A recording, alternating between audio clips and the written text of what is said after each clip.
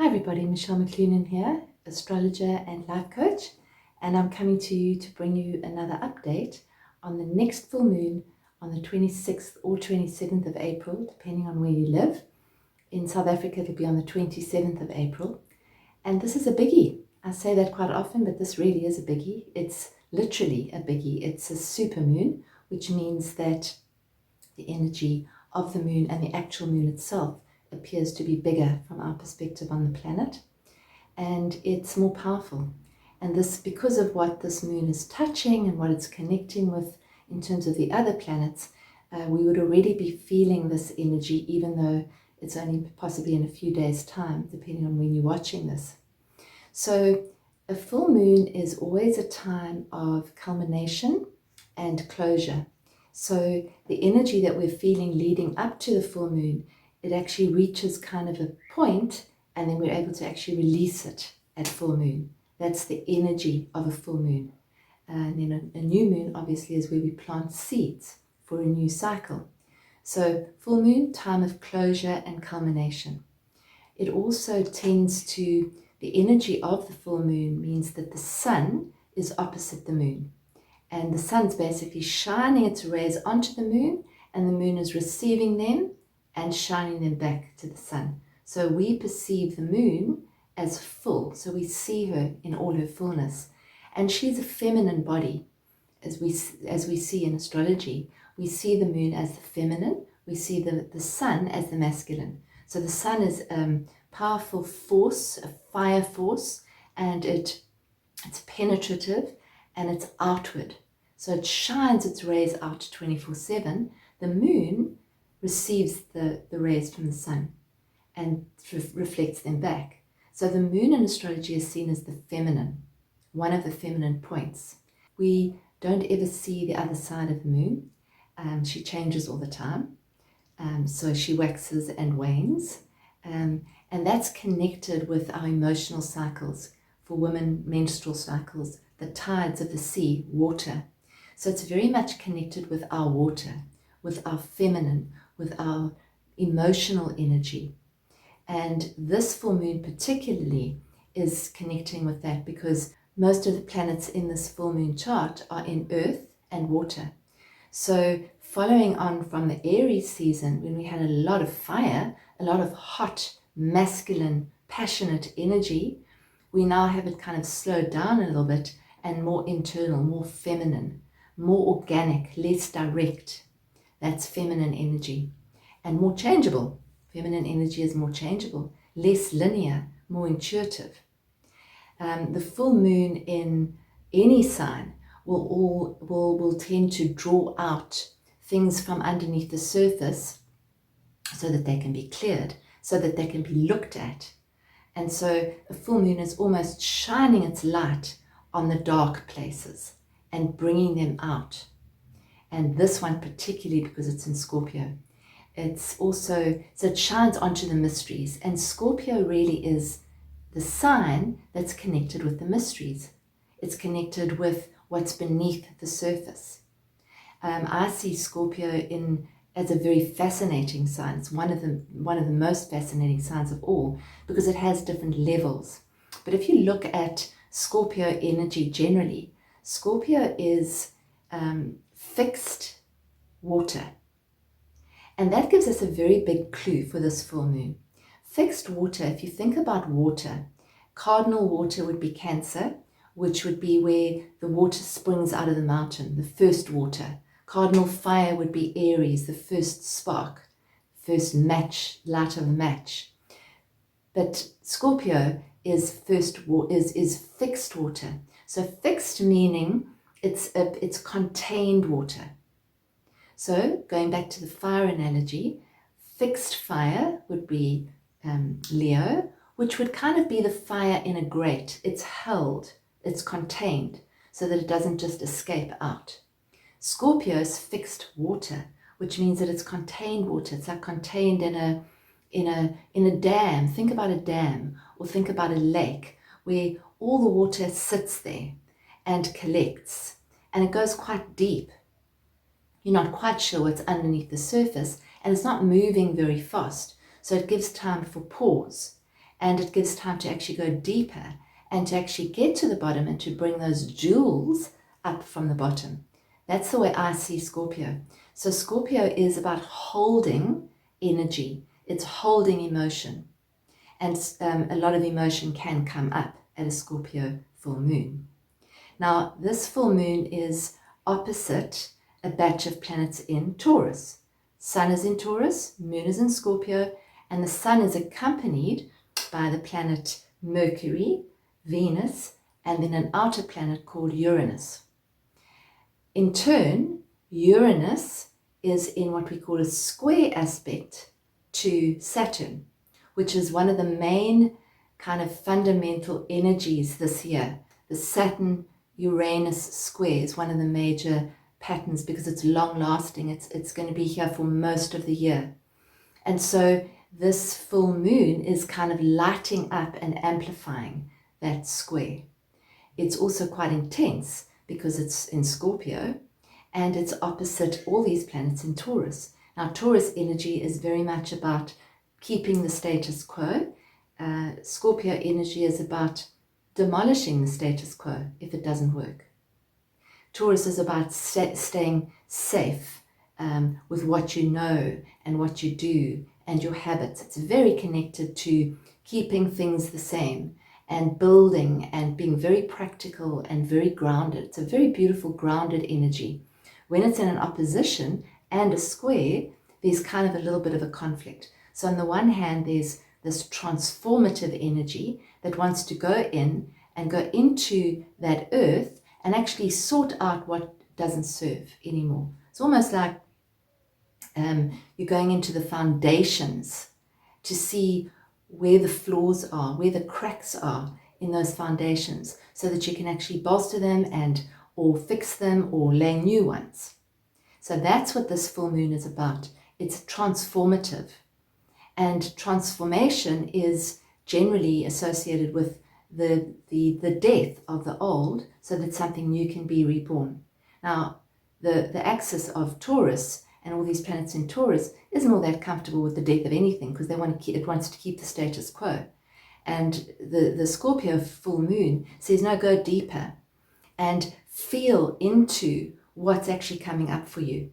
So that holder of feeling is Scorpio. It's like there's this beautiful lake saying, come into the lake and see what's beneath the surface. And I see Scorpio as one of the most fascinating signs, actually.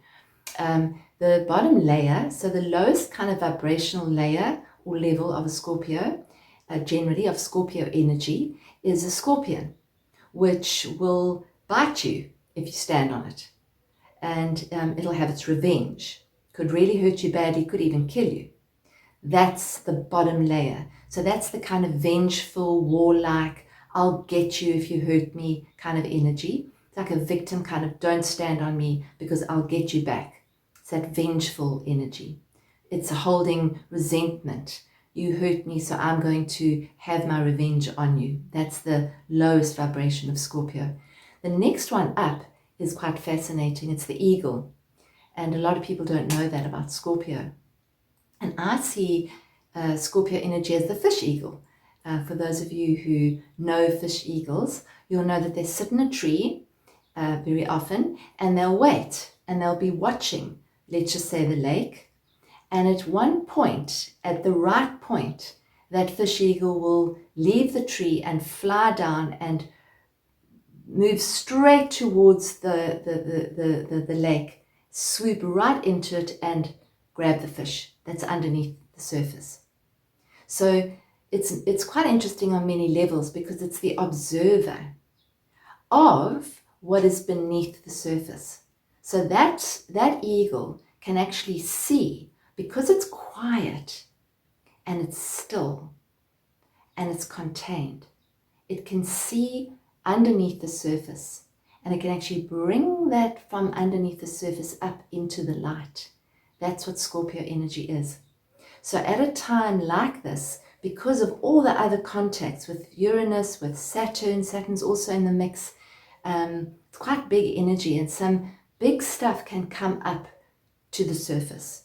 Remembering that this is a feminine moon, so it can be feminine, which means emotional. So if you have a lot of emotions coming up, if you're feeling a bit discombobulated and kind of all over the place, or if you're feeling that old stuff that you thought you had sorted out is coming up to the surface again, just allow it to come up, because it's coming up to transform and heal.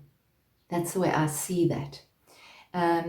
It's also about feeling it in the body. So the Taurus planets give us a clue here, and it says, don't push it away, let it just be there. So let's just say you're going about your day and everything's going fine, and you get an SMS or a text, or you see something on the news or whatever, and suddenly you feel yourself going into that state of whatever it is.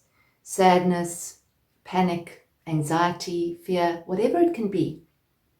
As you feel it, if you could just over the next few days, and actually for this month, because Taurus energy is about feeling into our bodies and letting our bodies be the guide.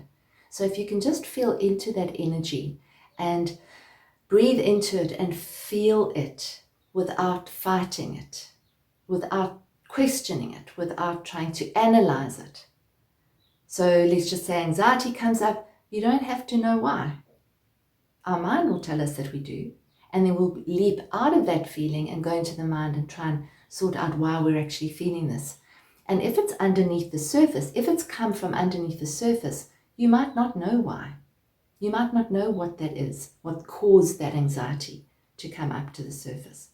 So the best way is to just feel it.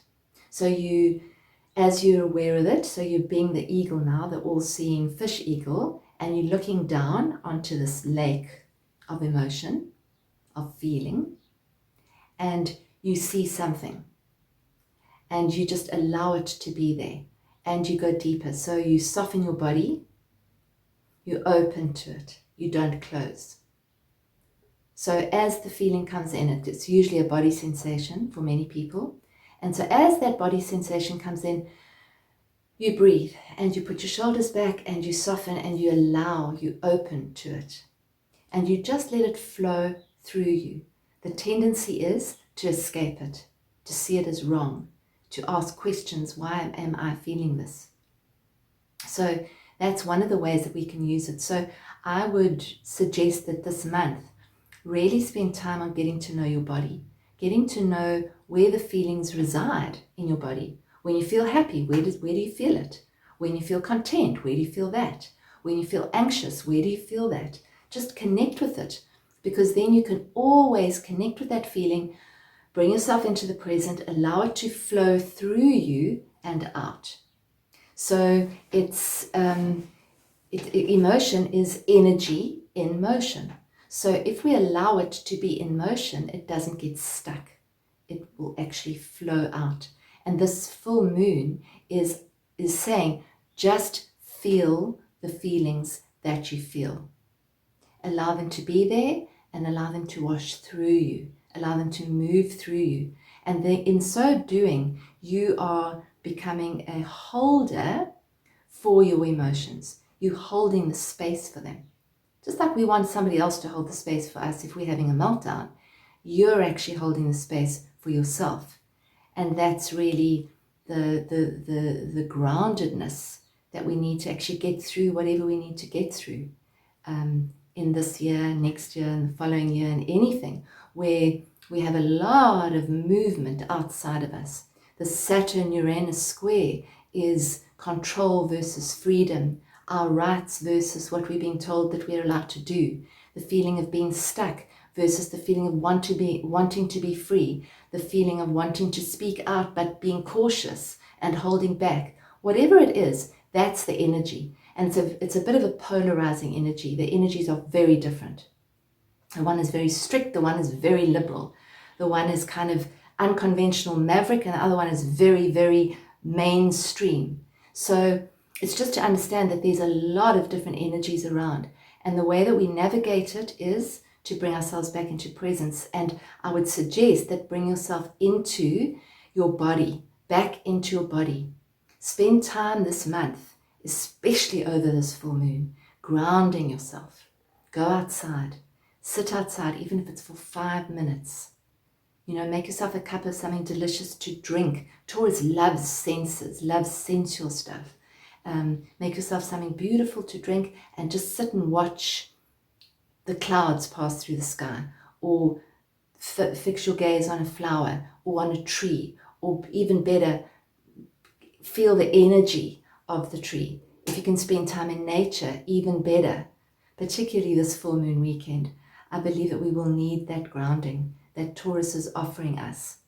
The other questions that you can ask as we approach this full moon is the questions about things that are associated with Scorpio and also with Pluto. So Pluto is the ruler, the modern ruler of Scorpio. On the same day as the full moon, Pluto turns retrograde, which means that the Plutonic Scorpionic energy is a little bit more powerful than normal. Pluto goes retrograde every year, so we don't have to worry about it. Goes retrograde for 5 or 6 months, so it'll actually be retrograde till October. But it's always at the turning point as it starts to turn, or as we perceive the motion of it turning, because it doesn't actually turn. We feel the energy more potent because it kind of almost slows right down and then starts to turn. And so we feel that energy more. So Scorpio energy is about power. It can be about manipulation. It can mean issues about control. It can be issues around sexuality, relationship, the exposing of secrets. So there's going to be more of that over the next few weeks for sure. And the questions that we can ask personally is, where do I feel manipulated or controlled? How does that feel? Just bringing awareness to it, not judging, just being aware. Yeah, when someone does that, I feel manipulated, or I feel controlled, or I feel smaller. Doesn't mean you do. It doesn't mean you are smaller. It just means that you feel that. Where do I manipulate and control is a big question. Where do I feel disempowered? How do I disempower other people? Where do I feel empowered? And how do I empower other people? And how does that feel?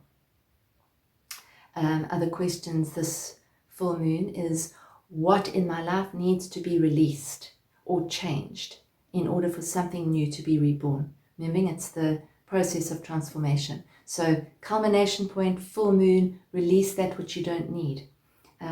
Write those things out on a piece of paper, burn them in a fire, do a little ritual, just send them away. It's very powerful to do that, especially on a full moon. And then what are the stories that we tell ourselves on a daily basis? So what is our mind telling us about any particular situation? Are we in resistance or are we in acceptance? And we can choose. And if we're in resistance, is it working? So probably isn't, doesn't generally. So when we're in resistance, we're closing. When we're in acceptance, we're opening. So you can ask yourself this full moon, how can I open more to what is in my life so that I can let the power actually flow through me and not get stuck in resistance? So that's the way I see this full moon. I hope that it helps you. I hope that it brings some light to you. Be gentle with yourself. Don't worry too much if stuff comes up to the surface. It's supposed to, because it is.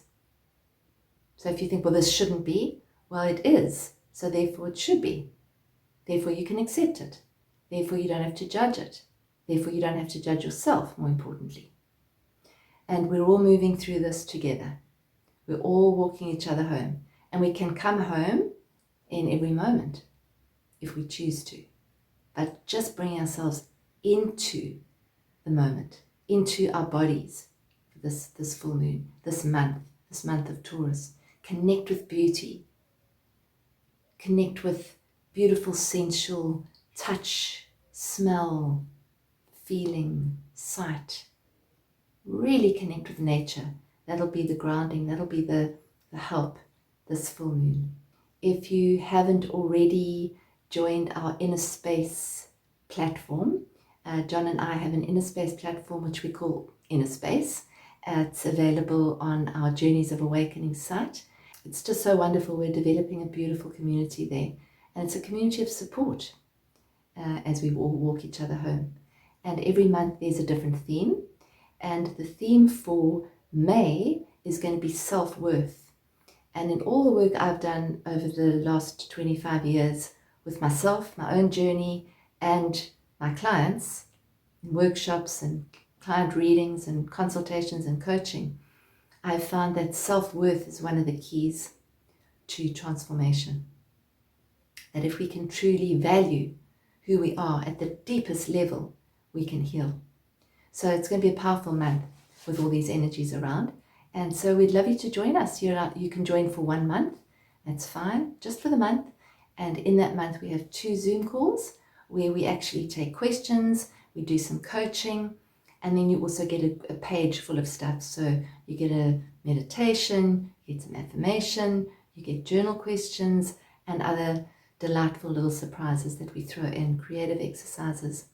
So join us if you haven't already. All the details are available on journeysofawakening.com. And I am available for readings. There's a little bit of a wait. So if you do want to book one, please let me know and we can schedule it for a few weeks' time. Thank you so much for listening and have a beautiful weekend.